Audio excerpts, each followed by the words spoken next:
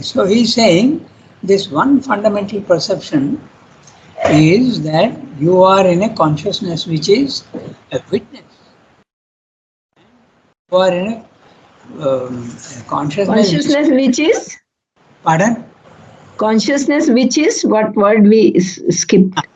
Which is absolutely stable, infinite, eternal, featureless. It's like a vast stretch of nothingness, but it is conscious.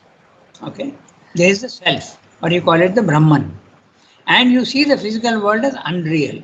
Actually, now Srembe is going to describe to us three fundamental experiences. When you make your mind silent and go to the self, there are three fundamental experiences. I just tell you that because I've just today, while I was in the bathroom, this idea struck me very, very clearly, because in the next 3-4 paras, he is going to describe these three experiences. The first experience is what the ascetics have. You rise into a consciousness which is vast, infinite, eternal, without features, but absolutely real. And you cannot speak about it because there are no features, no color, no shape, nothing. But it is absolutely real. It is so real that the physical world is unreal.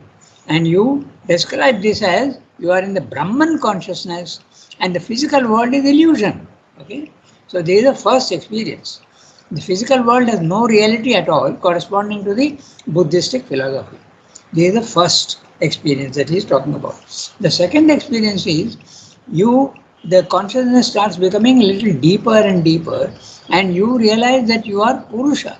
Purusha is a consciousness where there is an individuality, and that individuality is Purusha, but he seems to be separated from the force acting mechanically in the physical world. Okay, the force that you see, like the wind blowing, there is no consciousness in it. The river flowing, okay, there is absolutely no consciousness in anything. Unconsciously, mechanically. There is the second experience, and you call it the Purusha and Prakriti, and they are separate from each other. Okay, so there is the second one. Third one is when you start seeing that even in the physical world, behind the forms that you see, the limited forms, there is a divine consciousness. In the beginning, you don't see it, but as you go on, the consciousness becomes deeper and deeper. You realize that the divine presence is there, even in the physical forms, hiding behind the outer form. And then you realize that the supreme power is Ishvara. He is a Lord. He is impersonal, but he is also like a king. He is a personal aspect of the divine. And he is using all the mechanical force in the physical world. It is no more mechanical. It is absolutely conscious force. So then you end up with the third experience, which is Ishvara and Shakti.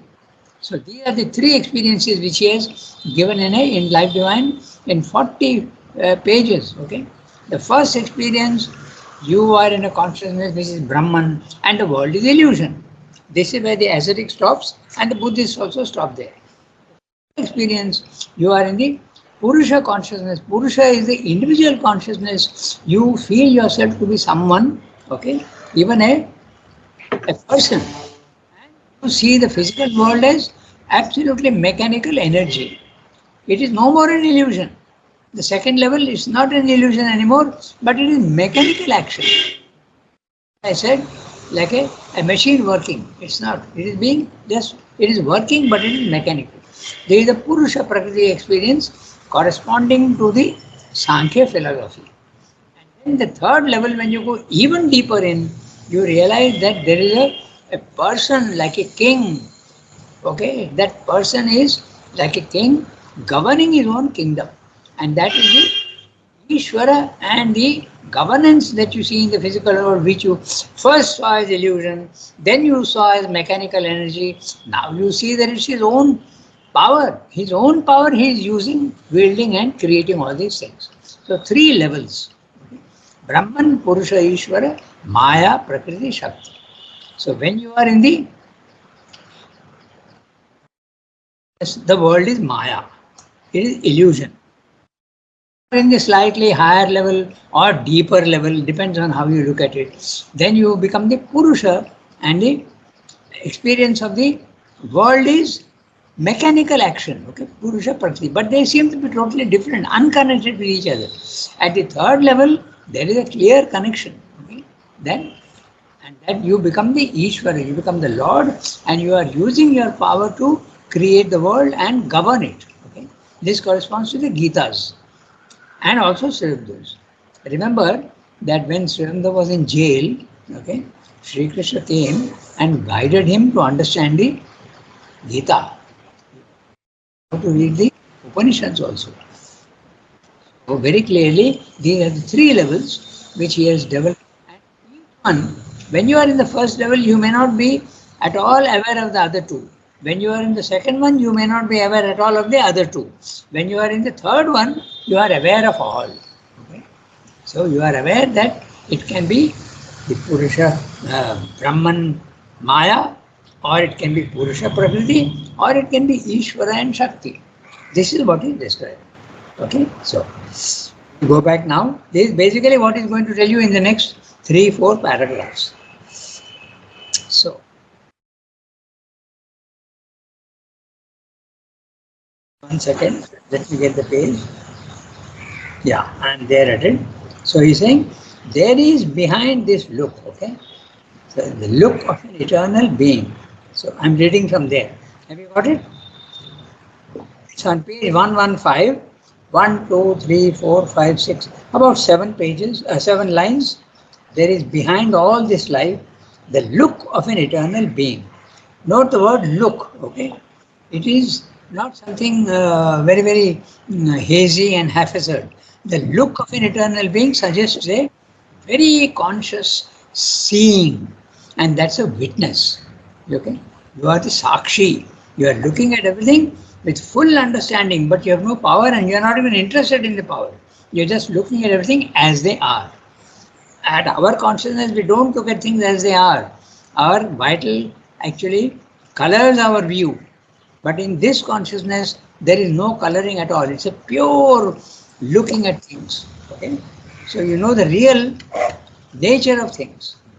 So there is behind all this life the look of an eternal being upon its multitudinous becomings. The look of the eternal being is Brahman consciousness. Okay? The multitudinous becomings, the physical world. Okay?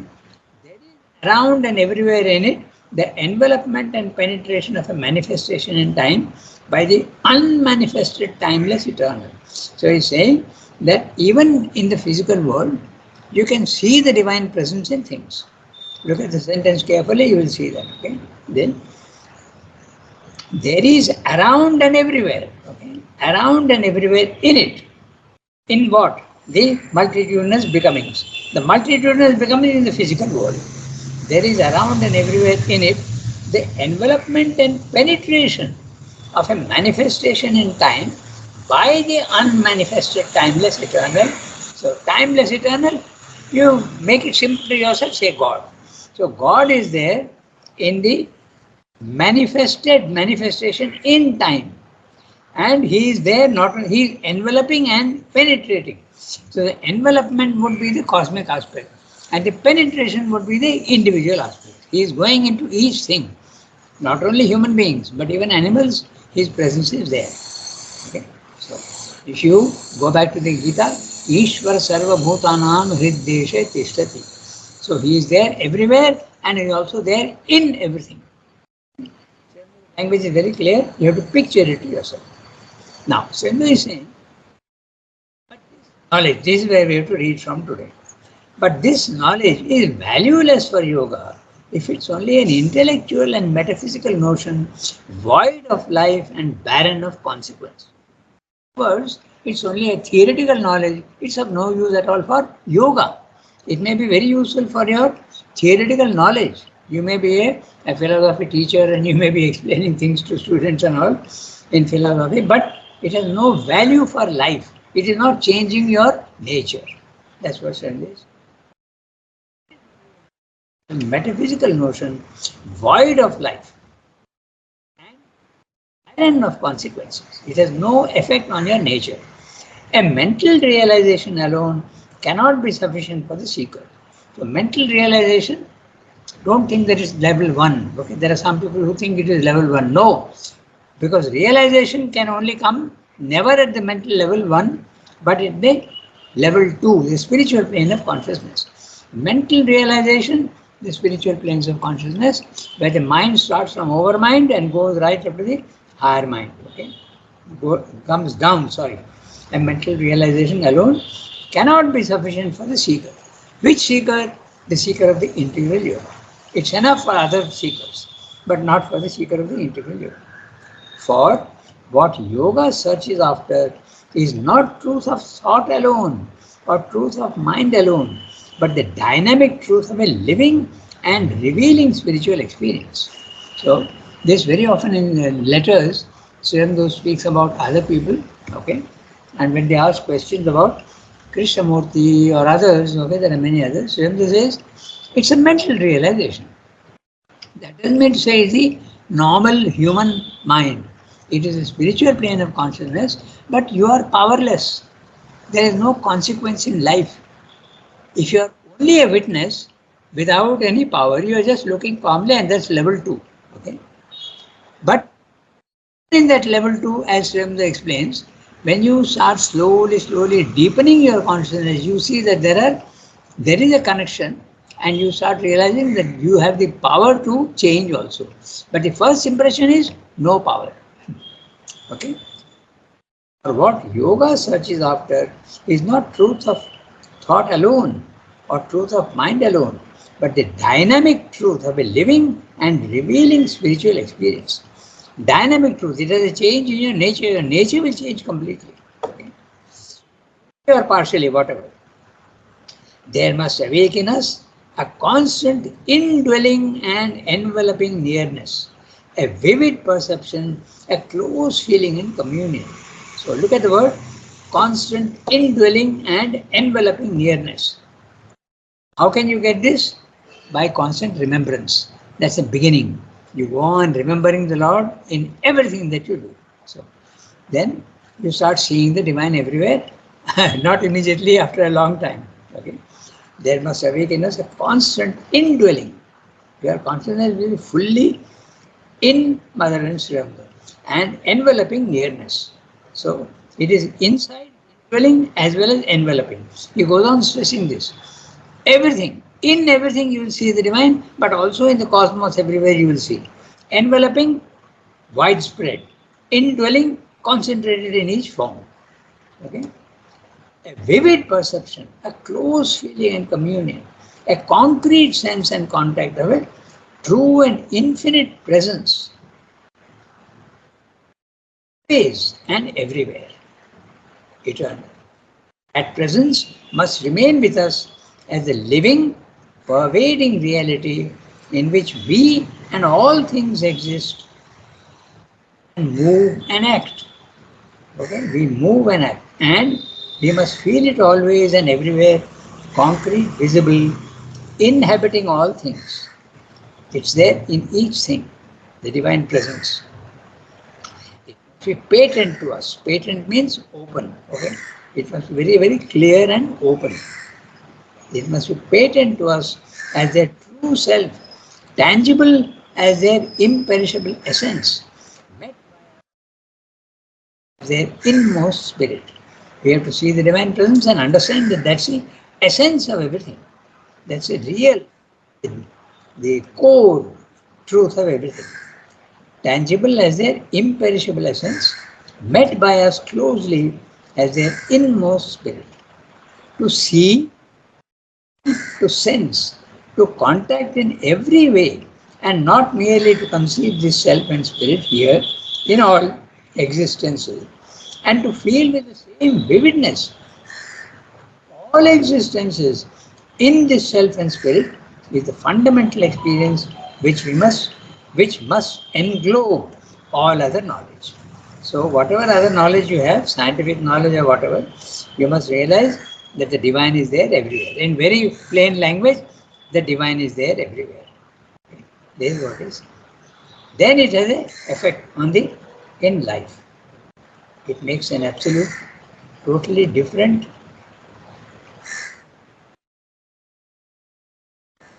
effect. You start seeing your nature changing completely. Okay? We go to the next para.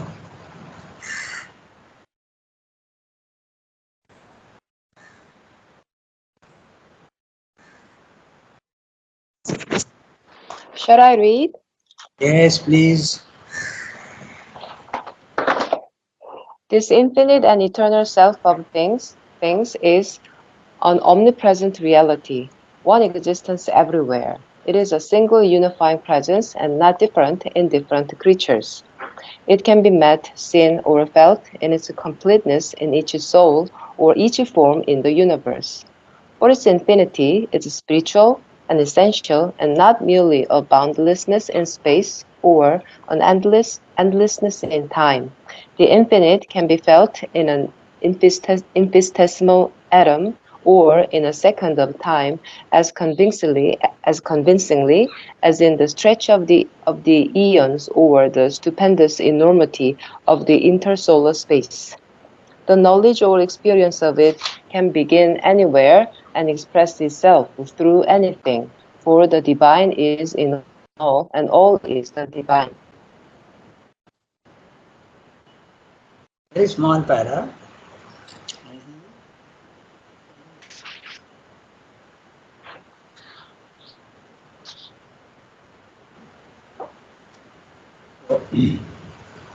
We'll go back to the beginning of the para. This an eternal self of things. The divine presence. It can be an impersonal presence, or you can even feel the intimate presence of the God, or this infinite and eternal self of things. Note the two words, infinite and eternal. Infinite in space and eternal in time in the physical world. Outside, in the second level and third level, there is no space and time of things. Is an omnipresent reality. It is there everywhere. One existence everywhere. It is a single unifying presence and not different in different creatures. Be met, seen, and felt in its completeness in each soul or each form in the universe. So, the finite contains the infinite. That's the idea. It can be met, seen, and felt, or felt in a completeness. Okay, full in each soul or each form, even the inanimate forms, you can see the divine presence everywhere, and it is infinite. Again, we go back to the idea of the experience of the symbolic story of Sri Krishna's eating mud.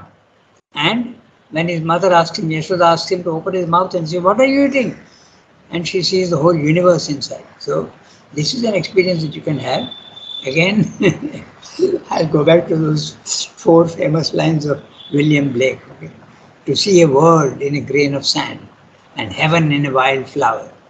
Hold infinity in the palm of your hand and eternity in an hour. Okay? So the infinite and the finite are very much connected. Just like in our biology, we have the RNA and DNA. They are tiny, tiny, tiny atomic, and yet they contain the whole being. Okay? From that, the whole being can be constructed again. So that's the interesting. For its infinity is spiritual and essential, and not merely a boundlessness in space or an endless. The infinite can be felt in an infinitesimal atom or in a second of time, as convincingly as in the stretch of the eons or the stupendous. We are reading the next para. This is what we read just now, no? Yeah, that's right. The infinite can be felt in an infinitesimal atom or in a second of time, as in the stretch of the eons or the stupendous enormity of the intersolar spaces. The sense of it can begin anywhere and express itself through anything. For the divine is in all and all is the divine. So, what the para is telling you that the finite and the infinite are always involved in each other. Even in an inanimate stone, the divine presence is there. And if you can contact the divine presence, you will see that everything is there in it. Whatever is there in the universe is there in the finite. Okay. So, go to the next para. This fundamental experience, seeing the Brahman consciousness in everything. Go to the next para. Sunki read, so now any one of you can read the next one. I will read.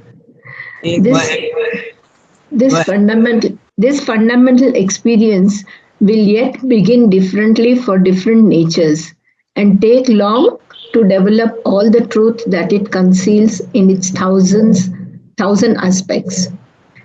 I see perhaps or feel in myself or as myself first the eternal presence, and afterwards only can extend the vision or sense of this greater self of mine to all creatures. I then see the world in me or as one with me. I perceive the universe as a scene in my being, the play of its processes as a movement of forms and souls and forces in my cosmic spirit. I meet myself and none else everywhere. Not, be it well noted, with the error of the Asura, the Titan, who lives in his own inordinately magnified shadow, mistakes ego for the self and spirit and tries to impose his fragmentary personality as the one dominant existence upon all his surroundings. For, having the knowledge, I have already seized this reality that my true self is the non-ego. So always my greater self is felt by me either as an impersonal vastness or an essential person containing yet beyond all personalities or as both these together. But in any case, whether impersonal or illimitable, personal or both together, it is an ego exceeding infinite. If I have sought it out and found it first in the form of it, I call myself rather than in others. It is only because there it is easiest for me, owing to the subjectivity of my consciousness, to find it, to know it at once, and to realize it. But if the narrow instrumental ego does not begin to merge in this self as soon as it is seen, if the smaller external mind constructed I refuses to disappear into that greater permanent uncreated spiritual I, then my realization is either not genuine or radically imperfect. There is somewhere in me an egoistic obstacle. Some part of my nature has opposed a self-regarding and self-preserving denial to the all-swallowing truth of the spirit. You read very correctly, you corrected yourself. Mind constructed I refuses to disappear. So mind constructed I is obviously the ego. Okay? And the uncreated spiritual I is your soul. Because it is not created, it is eternal. It is a portion of the divine. So he is immortal and eternal. So these are the two things that he is talking about. And he is saying that if I realize it within myself first, because it is my nature is built in that way. But there are others who see it first in the cosmos and not in oneself. It depends on the nature. Okay. So we go back to the beginning of the paragraph. This fundamental experience. So what is this fundamental experience? Actually, he is saying, he is using it in the singular, okay? But the fundamental experience is the separation of soul and body-mind life, essentially. The separation of soul and body-mind life. Your consciousness of the soul comes out of the body-mind life, loses its identification with body-mind life and realizes itself. And it's a consciousness which is static, witness and absolutely real. But you can't describe what it is. Your soul is become one with the vast universe, okay? And you are seeing the physical world as something separate from yourself. Your body, mind, life is only instruments given to you. Okay? That's what it is. Fundamental experience will yet begin differently for different natures and take long to develop all the truth that it conceals in its thousand aspects. So, here in this sentence, very clearly he is telling you that there are three ways that this fundamental experience can come. It can come either as Brahman and Maya, you can see yourself as the infinite consciousness, and you can see the physical world as illusion. Or if it develops slowly, he's saying, if it develops, you can see the physical world as mechanical action. Okay, it is not illusion, but mechanical action, and you are in a consciousness which is absolutely conscious. So that is the Purusha Prakriti experience. And the last one, as I told you, is the Ishvara Shakti. You realize that there is a supreme being who is like a king and governing his own kingdom. These three aspects also are very clearly enunciated in the Gita. Okay, the Sakshi, okay, Anumanta, Jnata, Bharta, Bhokta, Ishwar. This is the all the truths of this. So Srindu is following the Gitas, all of them in a slowly deepening consciousness. The very first experience, the world is unreal. And you are in a consciousness which is absolutely real. This is what he's saying. Look at the sentence carefully. This fundamental experience, the separation of your body with the soul, will yet begin differently for different natures and take long to develop all the truth that it conceals in aspects. The other two aspects of Purusha Prakriti and Ishvara Shakti is hidden. It is concealed. Okay? You will see these aspects also. I see perhaps or feel in myself or as myself the first eternal presence, and afterwards can only extend the vision or sense of this greater self of mine to all creatures. I see the divine presence within me. Or sometimes you may even see it as I myself am the divine presence. Same is so clear. See, I see perhaps or feel in myself. In that case, it is different. Within yourself, you are seeing. You are container, and the divine is contained in you. Or as myself. Okay? As the first eternal presence, you feel yourself to be the divine presence. So, if that is there, obviously you are the avatar. Okay? But if you see it in yourself, this is possible because it is in one place that there can be a partial avatar. Okay, he particularly says that about Chaitanya Mahaprabhu. Okay, who says that sometimes he is to behave like a sadhak. Okay, he is praying, and sometimes he behaves like the Lord. He becomes the avatar. Okay. He knows that he is the divine, and he can grant wishes, he can bless people, he has the power to do everything. So, very interesting, just this much. I see perhaps or feel in myself. So, you can either see or feel. So, the language is so precise. So, that also is possible. You can feel or you can see myself or as myself. So, there are four possibilities here. First, the eternal presence, and afterwards can only extend the vision or sense of this greatest help of mine to all creatures. First, you see it in yourself, then afterwards, with development, you can see the divine presence everywhere. I then see the world in me or as one with me. Okay? So, you see the physical world in yourself.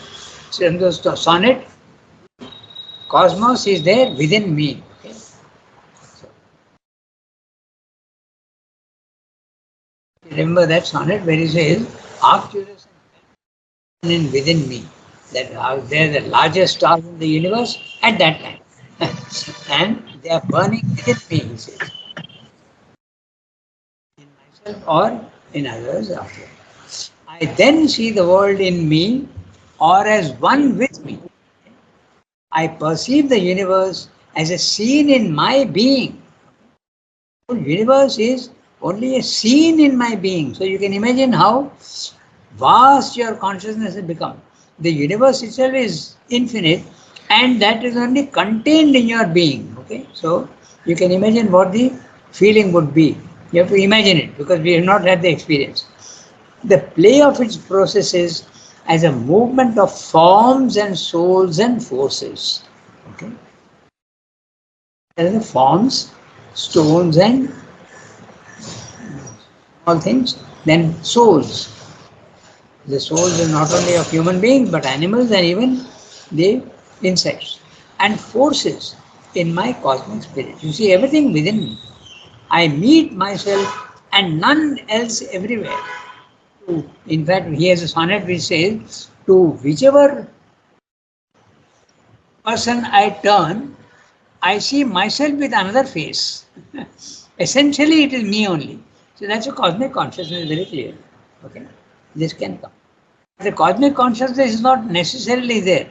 In the first experience of Brahman and Maya, there is no cosmic consciousness. If you remember in Life Divine, he says that when your soul or consciousness goes out of the body, mind, life, three possibilities are there. One, you are in a cosmic consciousness, which is rare, it's not very common, and you see you see yourself as one with the physical world, and the world is not unreal. But the first experience, I think 80 to 90% of the time, is the physical world is unreal. It's an illusion. That's the first experience. But if you go on waiting like Sriramdu did, you see the physical world as mechanical action, not unreal. Okay, so and I then see the world in me or as one with me. I perceive the universe as a scene in my being, the play of its processes as a movement of forms and souls and forces in my cosmic spirit. The cosmic spirit has now become my spirit. I have become one with the cosmic spirit. I meet myself and none else everywhere. Not, be it well noted, with the error of the Asura, the Titan, who has an ego. Okay? The difference between a god and an Asura, they are equal in power and knowledge. Okay? Remember that. The Asura also has equally, so all our scriptures are always full of the fight between the Asura and the gods. But the Asura acts through the ego. He does everything for himself. Okay. So that's a difference. Not, be it well noted, with the error of the Asura, the Titan, who lives in his own inordinately magnified shadow. That is a very interesting word. Inordinately magnified shadow is the ego. It's a shadow. Okay? Shadow of the self. Mistakes ego for the self and spirit and tries to impose his fragmentary personality as a one dominant existence upon all his surroundings. The ego is what creates fragmentation. The ego is what creates multiplicity in the physical world. So when you get out of your ego, which is in the mind, body and life to a certain extent, and your body and life, you start seeing the oneness of things and not the fragmentation. You start seeing the entirety. Okay, that's the difference. Tries to impose his fragmentary personality as the one dominant existence upon all surroundings. Or, having the knowledge, I have already seized that reality that my true self is a non-ego. That's it. Knowledge is the first level, the Brahman Maya consciousness. I have already seized this reality that my true self is the non-ego. It is the true individuality. So always my greater self is felt by me either as an impersonal vastness or an essential person. There you are, you see. So you see him as an impersonal vastness or essential person. This is the experience of the Purusha. Okay? The essential person. But when you are seeing the impersonal vastness, is the first experience of the Brahman. The impersonal vastness is the Brahman. Okay? The essential person is the Purusha. Containing yet beyond all personalities or as both these together. So when you speak of the Purusha, he is a person and yet he is also impersonal. He can be both. Okay? You are not impersonal and you are only a person, you are in the ego consciousness like you and me and everybody else. Okay? So, illimitable personal or both together is the Purusha consciousness. It's an ego exceeding infinite. If I have sought it, now Siddhartha is using a very interesting language. He is talking about I. So, you can take it in two ways. You can take it in the normal sense that he is talking about the one who is experiencing it in a very impersonal manner. Or you can even extend your understanding of things and say he is describing his own experience. And that's also true because he is basing all his writings on his own experiences. He says that very clearly. Okay? So, when he is talking of I, it can be two meanings. He is meaning the general person who is experiencing this, or he is also talking about his own, there is a reflection of his own experience. Okay? And it is true, na? Because when he was in jail, first of all, when he was in Baroda, he had the impersonal experience. Then later on, when he was in jail, he seeing Sri Krishna everywhere. Okay? In the tree, guiding him intimately in everything. That's a personal aspect. Sought it out and found it first in the form of it I call myself. Okay? Form I call myself is your body, mind, life. Okay? And your individual. Owing to the subjectivity of my consciousness, to find it, to know it at once and to realize it. No, sorry, I missed a line. If I have sought it out and found it first in the form of it, I call myself. Rather than in others, it is only because there it is easiest for me, owing to the subjectivity of my own consciousness, to find it, to know it at once and to realize it. It depends on your nature. Either it can be seen outside or it can be seen inside. But if the narrow instrumental ego does not begin to merge in the self as soon as it is seen, if the smaller external mind constructed I, the smaller external mind constructed I, look at all the adjectives, very, very clear. It's the ego, refuses to disappear into that greater permanent uncreated spiritual I, which is the soul or the true individuality, then my realization is either not genuine or radically imperfect. There is somewhere in me an egoistic obstacle. Some part of my nature has opposed a self-regarding and self-preservating denial to the all-swallowing truth of the spirit. Okay? Saying it can happen. No? Even when you have gone into the higher consciousness, a trace of the ego can remain. Then you can have asuric tendency, that also can happen. So, stop today, it's 8:34. Monday, na? Oh, yes, gone out of Bombay. So next time we'll take up with, on the other hand, okay, he is going to now give another aspect of the experience.